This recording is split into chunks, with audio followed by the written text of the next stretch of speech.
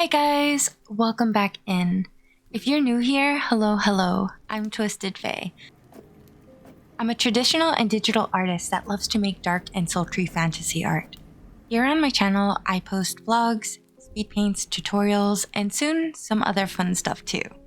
So if you're into that kind of stuff, definitely recommend sticking around.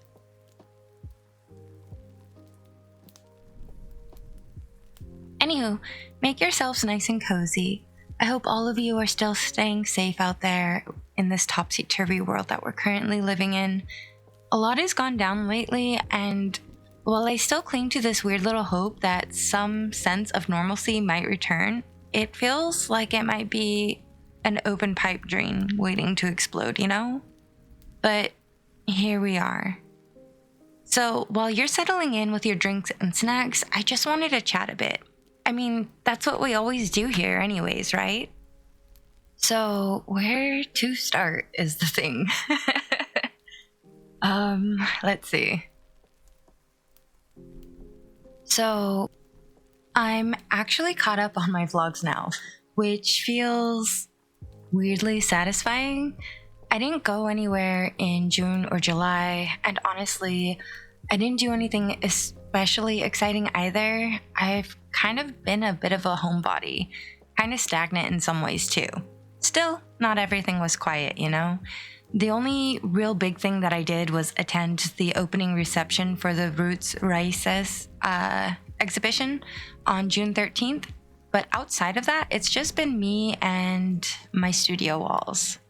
So yeah, there's not a ton of footage from these months, but now that August is here, I'm going to try and record more consistently again, capture more behind the scenes stuff and more of my process, just a little bit more of the day-to-day stuff kind of things, you know? And speaking of new plans, since I'm officially caught up, I can finally start mapping out a new schedule. I'm thinking of rotating projects again and setting aside a month or so to focus on making better art videos at some point as well. Maybe even tutorials that feel more like mini classes. For that, I kind of want to break down the foundations and really talk about why they're called the building blocks of art and how they function and intertwine with each other and move across different mediums. And while I'm getting that all mapped out, something big is also coming up. This Friday, I'll actually be heading back to Xico for the last day of the Roots Raíces exhibition, and I'll be giving my first ever artist talk. And I'm not gonna lie, I'm nervous. I've never done a formal talk like this before, and even though I know the space is welcoming and supportive, I'm still over here like shit and bricks. Thankfully, they've got us covered. They mentioned they'll be sending out some sample questions before the closing event, so I've been keeping an eye on my inbox. I know it'll all work out, I know that, but also I do have a tendency to trip over my own words or completely scramble what I'm trying to say out loud. I know what I mean, but then my mouth does its own thing, and it's just chaos, pure chaos when I just absolutely try to wing the whole thing, you know? So we'll see how it goes. Fingers crossed I don't black out mid-sentence or anything. The funny part is people always assume I'm some sort of great public speaker or something. I've had folks tell me, oh, you sound so confident, or you spoke so clearly. And I'm over here just thank you. But you got the wrong idea. I've said it before and I'll say it again. I'm not a natural public speaker by any means. I get nervous, I shake, and sometimes I do forget how to breathe properly until I finally can settle into the moment. And it's not just with big crowds either. It's even within small classroom settings. I've dealt with this same thing over and over. My body just goes into a fight or flight mode, you know, like a deer caught in headlights until I get a rhythm going. So yeah, I might seem calm at the talk, but just know, if you're there especially, that I'm just more than likely mentally screaming, you know, inside my head for the first 5 to 10 minutes, and it's fine. totally fine, right? That said, I try not just to wing it, because when I wing it, that's when I start fumbling hard. Though I'm not an innate public speaker, I do try to prep as best as I can. That's one of the reasons I really appreciate that the art directors and curators over at Xico are willing to send out sample questions in advance to the artists who are participating. It gives us time to think and to really sit with our answers and figure out how we want to communicate them. My process for this usually starts with me just dumping everything out that comes to mind, like full-on word vomit, I'll write all the details down, my thoughts, tangents, whatever pops up to mind. And from there, I start to refine it and reshape it into something that flows and something that actually, says what I mean to say.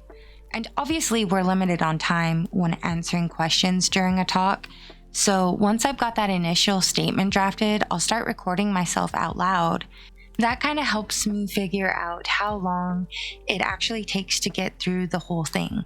Then I can go back in and trim the fat, so to say, tighten up the wording, summarize where it needs to be summarized without losing the message or watering it down. And that's kind of a weird balance,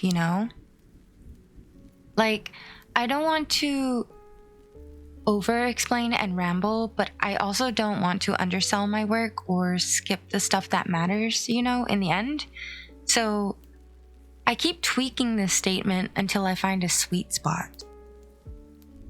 And once I find that sweet spot, where the explanation feels clear, like not too long and still honest, I start to rehearse it over and over and over again and again.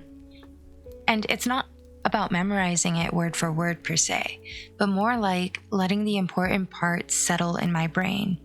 That way, even if I do end up going off script a little, the key details are still there, and I know what I want to say and need to say, and thus I can summarize the original statement, reshape it on the fly when needed, and let it feel more like a conversation rather than a formal presentation.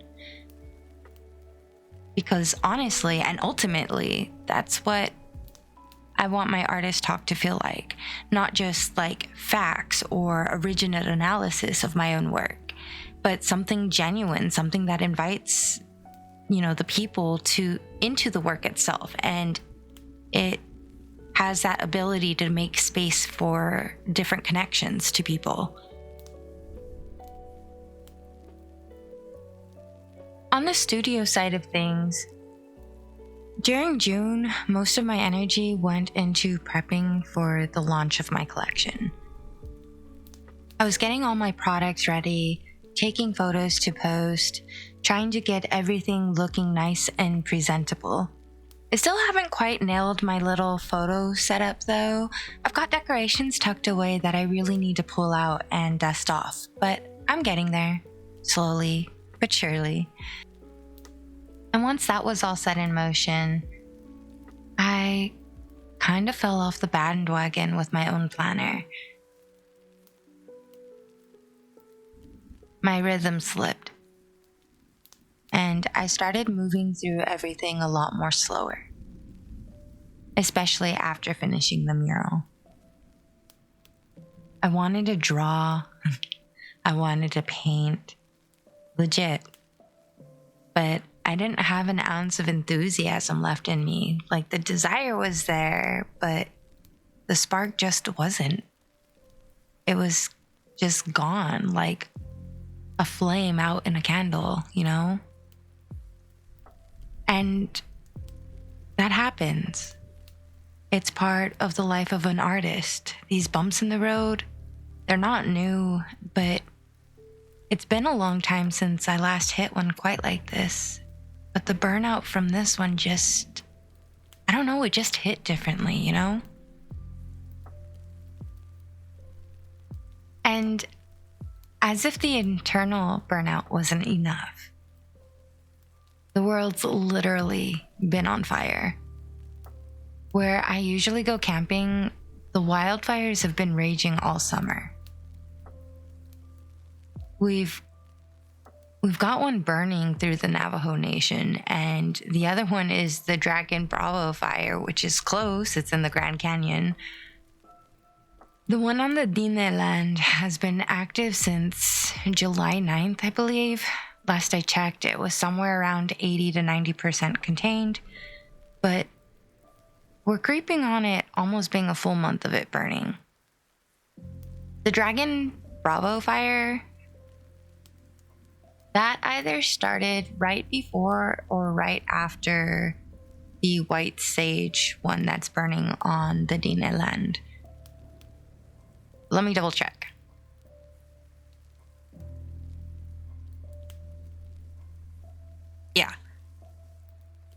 Yeah, okay. So the Dragon Bravo fire started on July 4th. So we're literally close to a month of that already burning. Literally. And to be honest and frank, they had it under control for a bit. Like, they had some containment on it, but they lost that containment. And now we're back at the same containment that they had it under originally at 11%. So, fun times, man. Real fun times. I don't know. It's just a lot, you know? The burnout, the heat, the literal fires, and it's just kind of piling up. And like, I don't know. It just hits differently and like harder when the spaces that are safe to you are affected or like ground you, you know? I know I've mentioned it here and there before, but nature is literally where I recharge. It's how I refill my creative well.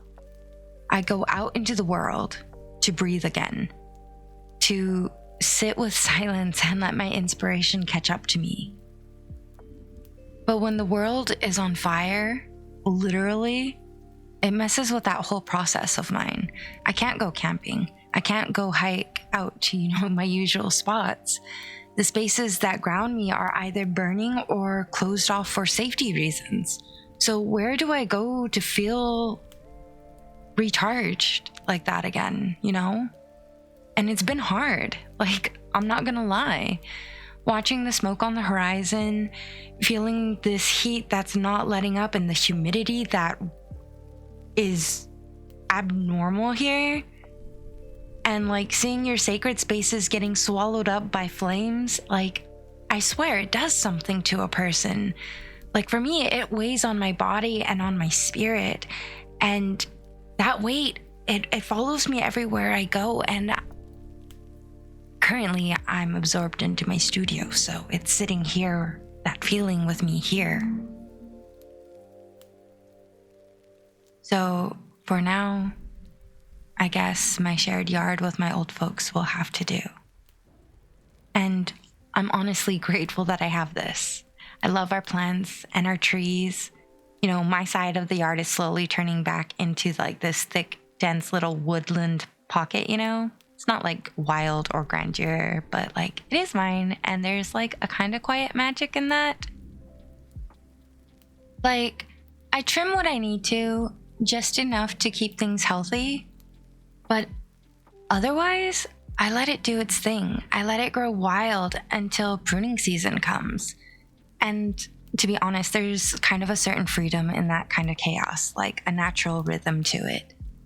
And it reminds me that even in, small overlooked spaces, life still moves forward in its own way and finds ways to thrive. But it's not just the fires keeping me close to home either. My options for getting out and reconnecting with the land are really limited right now.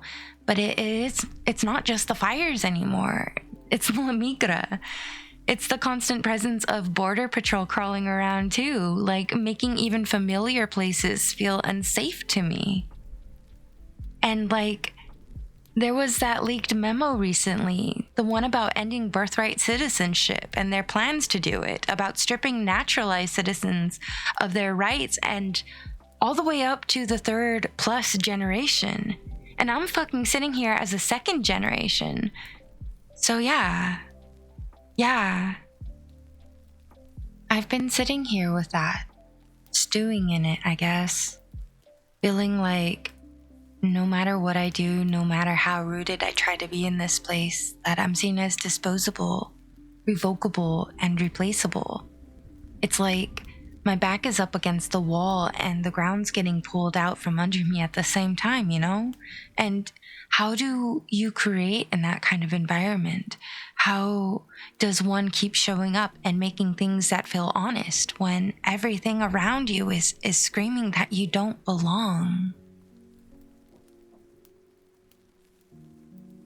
But at the same time, there's this slow burning anger rising up in me.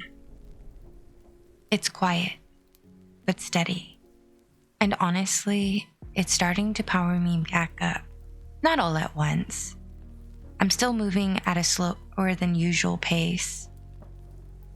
You know, I'm still tired, still feeling the weight of everything, but that fire and that spark of defiance is there, and I can feel it building. So I'm giving myself this weekend, no pressure to be perfect, but just time to work on my vlog, knock out some of these overdue projects that I have and start honing that anger into something useful, something beautiful, transformative, and still defiant.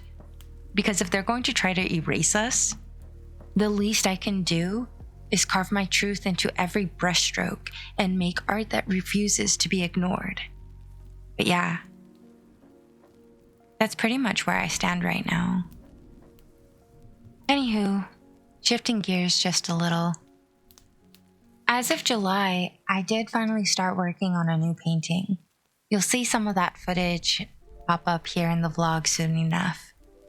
I've got one last layer to put on it right now. At the moment, it's looking a little bit too derpy for my taste.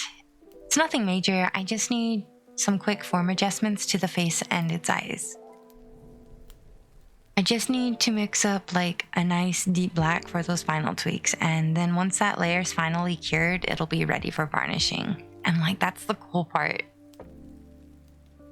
So this piece is a tribute to the original piece that I made back in 2019 for Inktober.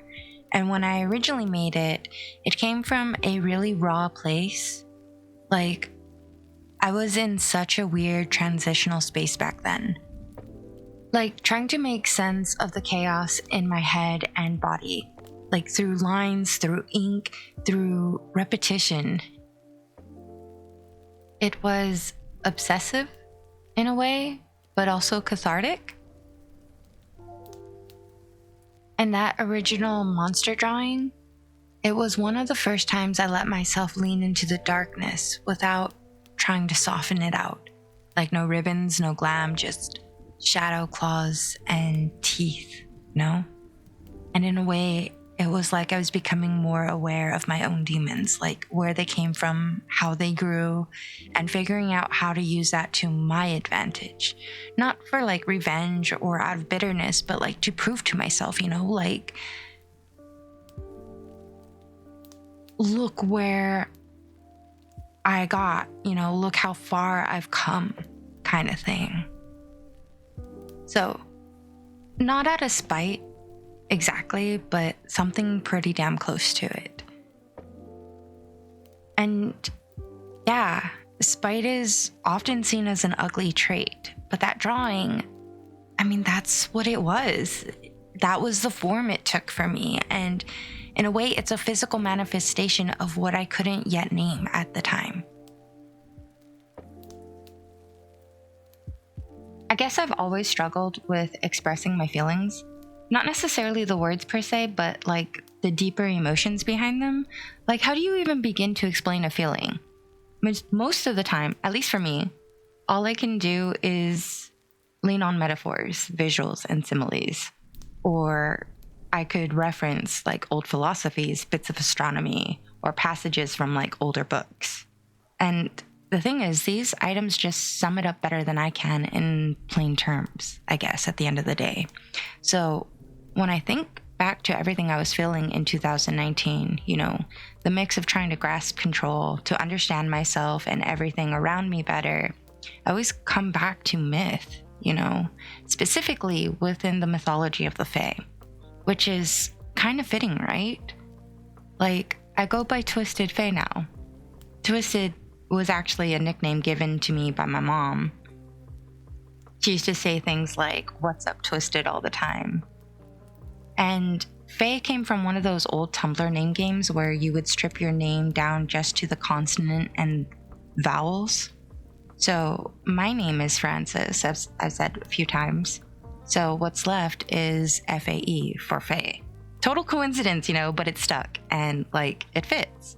I've always loved the Fae, fairies, elves, pixies, spirits, whatever form they take. And I've always been drawn to those kind of worlds.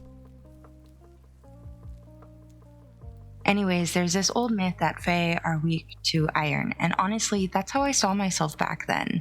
Like my emotions, my sensitivity, all that inner chaos, to me, it made me think I was weak, like I was fragile or easily burned by the weight of the world.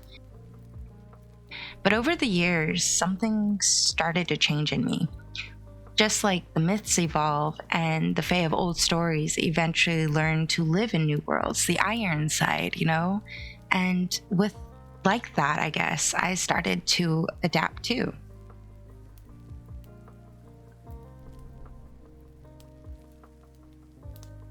I stopped treating those feelings like they were flaws and started seeing them as something I could use, something that could give me strength.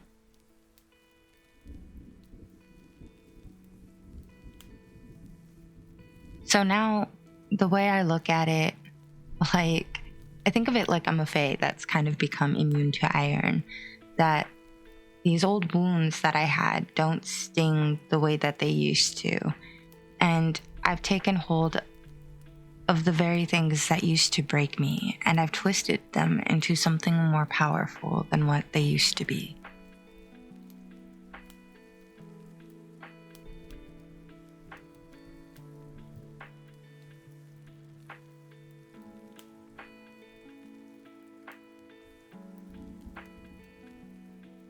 And I'm not some super open person, majority of the time.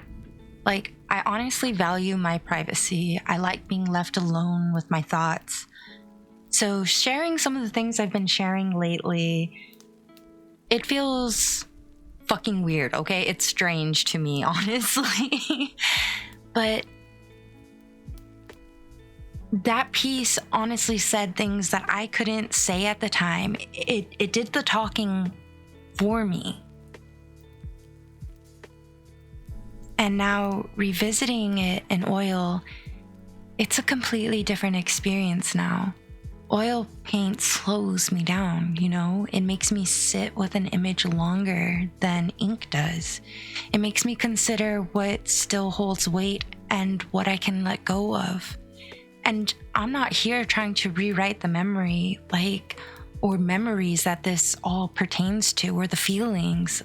It still happened, it still mattered, But I can hold it up to a different light now and see it through steadier hands and clearer eyes, I guess is the best way I can put it. So for me, this version of Monster isn't just a remake.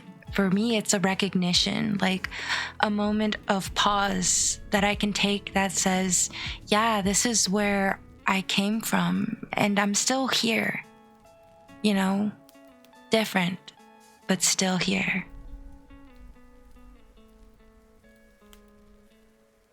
And it's still eerie. It's still sharp, but there's a softness to it now, I suppose you could say. There's a little bit of empathy for the version of me that needed to draw it the first time, and a little more understanding of the mess behind the lines. And that's what I love about looking back at old work. It's like opening a time capsule. You're not there to rewrite the past, but to carry it forward with a new perspective. And some pieces honestly don't need to be touched again. But sometimes others, they stay with you. They wait until you're ready to see them differently. And maybe finally, give them the voice that they deserved all along. And if you've been following me along for a while, you might remember this from the last vlog, where I talked about that one oil painting that I messed up with like the glaze experimentation and stuff, where I pushed the wood grain elements too far back that it practically vanished unless you looked at it from specific angles. At that time, I was like, well, not the effect I was going for, you know? But it came out so wicked that I knew I'd use it again someday, like the techniques that I learned from it. But anyways, we hit that line, guys. That technique, it's coming back, but with intention this time. Let's fucking go. To be honest, it's been a wild ride watching my growth unfold like this. From that original ink piece in 2019 to now, like different medium, different energy, but still very much me in the same way, you know? The way I shape forms, how I layer, how I work my values, it's all evolved.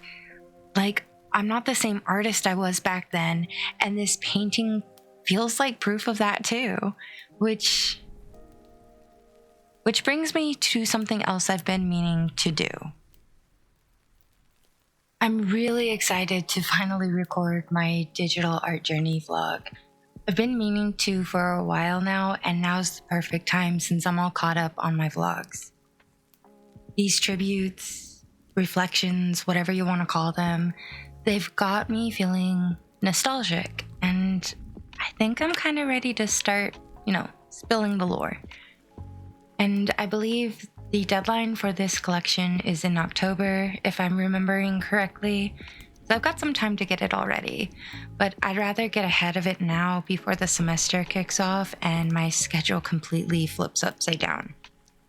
And speaking of classes, did I mention that all my classes this semester are online? Yeah.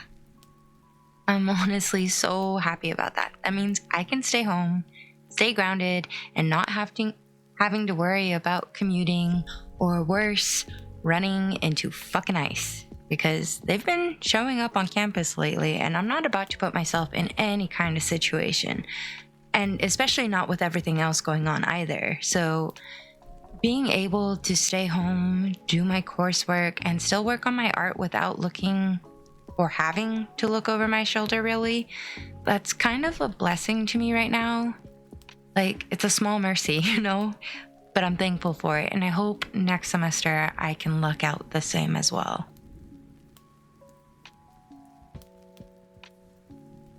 This kind of ties in with the next thought, though. And in that, I guess it's okay that I've also slowed down a bit. Like, it's giving me time to actually process all these political shifts, and to be able to brace myself for whatever upheaval might hit us next.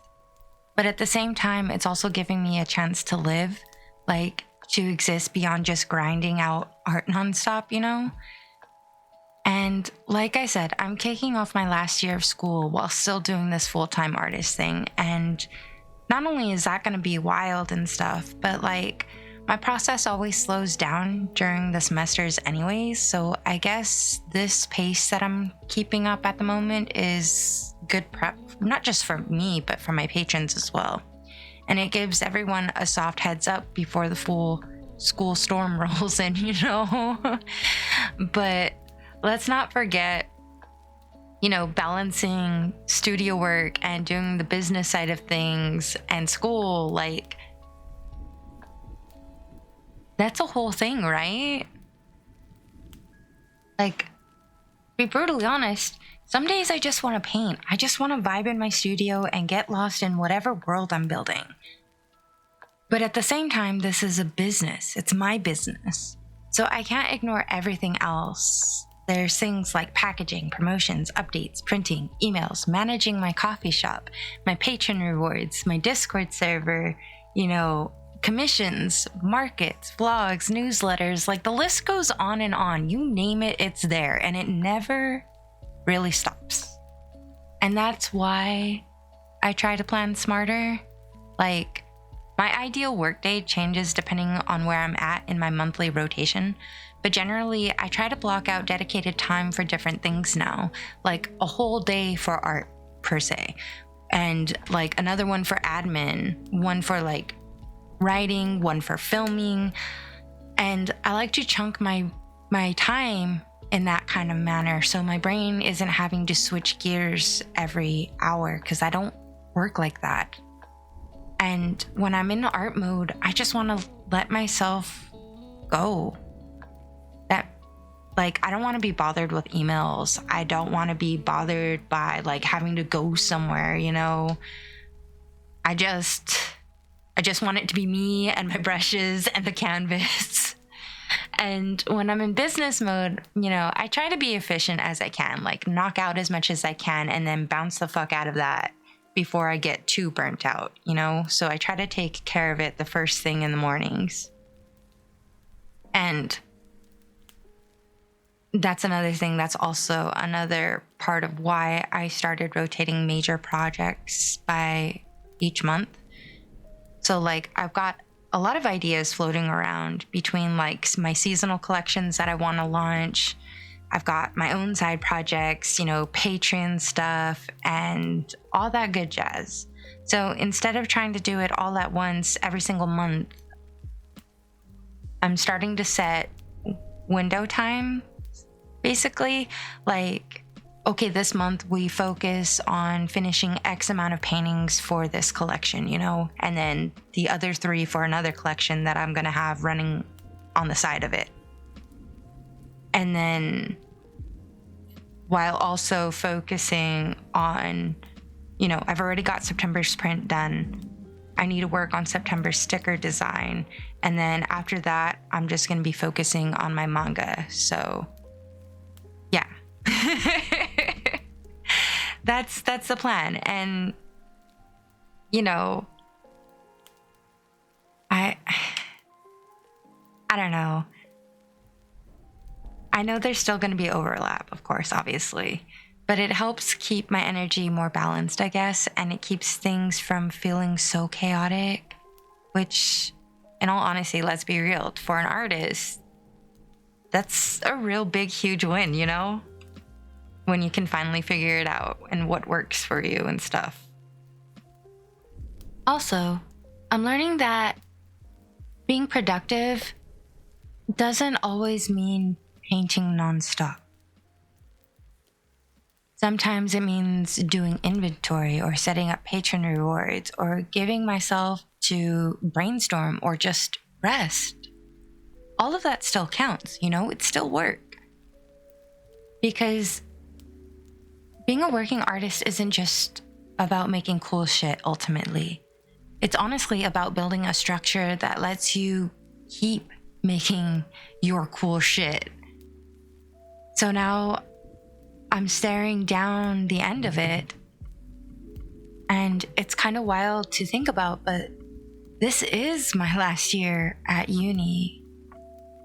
And once it's over, I'm gonna have to head back into the workforce for a while, at least long enough to start repaying my debts and get that all done and over with, and then be able to save up a bit and build enough of a cushion for myself to relaunch back into being a full-time artist again. But this time, you know, with a little bit more stability behind me. And it's not the dream timeline for anybody, but like it's a real one. And I'm okay with that, you know? And even while working, I still plan on being active.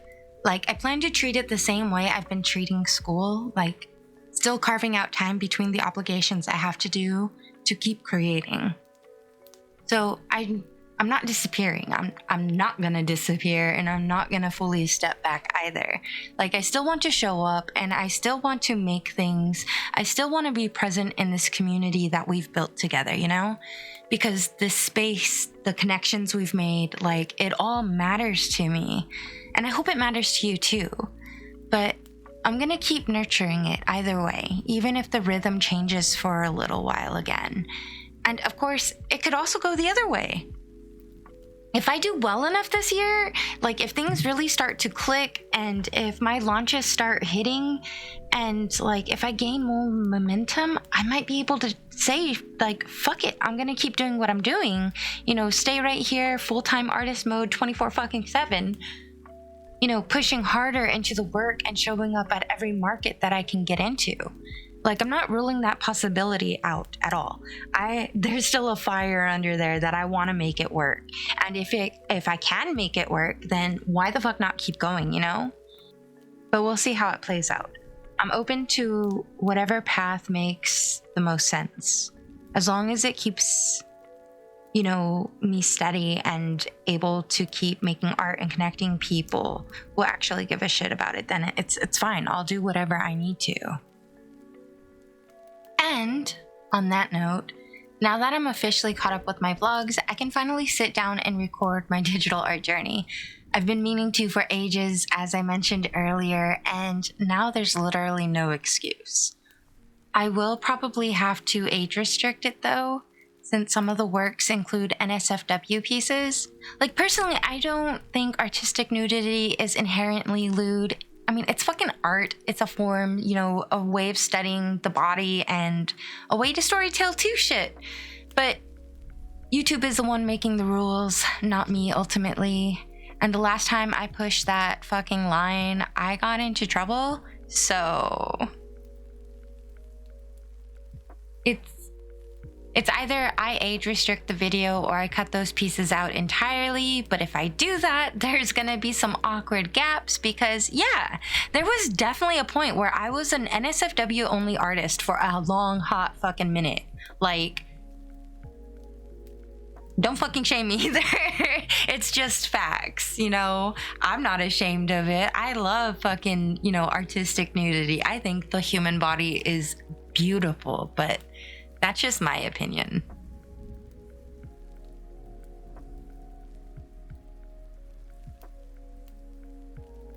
Oh, and before I forget, like I saw this meme the other day pertaining to this about the artist timeline, and it called me out all the fucking way. Like legit. Like, damn, you know? Like emotional damage, basically. It said something like, you know, at the beginning when you're learning how to draw, you know, and then as you start to progress, you know, you get more comfy with shapes and your lines and stuff that you want to start perfecting human anatomy. And then boom, welcome to the NSFW arc journey. And I laughed my ass off, but at the same time, like, how fucking dare you? Like, fucking rude. How dare you call me out like that? Because, like, it was fucking accurate. That was legit my artist arc for a while. To get better at human anatomy, I switched to doing artistic nudity and, like, NSFW, like, H Foundry art, okay? But I got good. So... well, better than what I was. Like, there's still so much to learn and shit. It's an art journey. You're never gonna stop learning, period. I mean, if you decide to plateau, that's a whole different fucking story. But I do not intend on allowing myself to plateau for very long.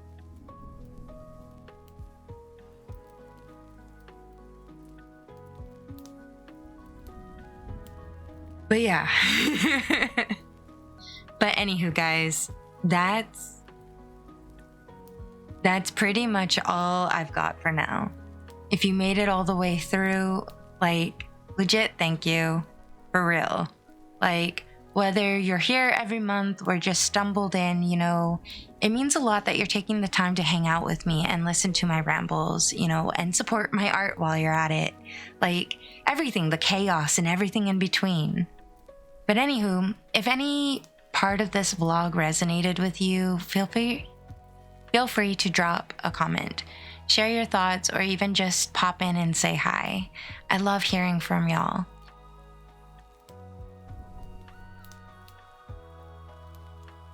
And if you're not already a part of my little corner of the internet, you can find me on Discord, Patreon, Ko-fi, and over on my website. All the links are down below in the description.